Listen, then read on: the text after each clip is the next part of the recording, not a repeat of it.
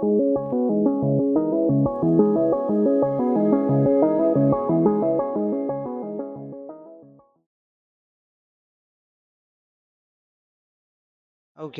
so I have one. So this is the command. So there is one file which we can create, which is called as requirements.txt. Okay, so why we need this file?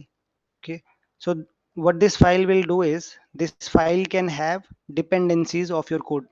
You remember I mentioned here like there will be certain functionalities or libraries or modules which we might need. So we can collect all these in this file with this name like requirements.txt, and we can place it here like this require sorry requirements.txt. Okay, and we can like this add, like, let's say assume flask is my dependency. Like that I can add multiple dependencies here. And then what can I do if I want? So I created an env underscore name as an environment. Now what I need, I want this flask or this functionality to be installed in this environment. Okay, so there are two ways, guys.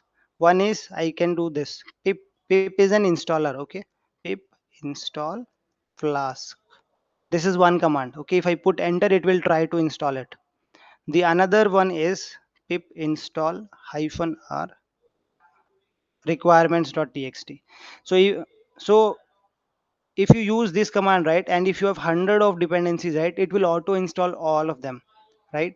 And if we go with that manual command, right, we will have to type all the dependencies manually here if we go by that. And even later when we are practicing, right, we might not remember. So it's better, it's good practice whenever you are working with a Python code which requires additional functionalities, libraries or modules, you mention in this file, and then you do a pip install requirement.txt. So in that sense, you preserve all the dependencies, all the requirements, all the functionalities in a file, which we can use to set up our environment for our application. Hey everyone, hope you enjoyed our session at LWP Labs.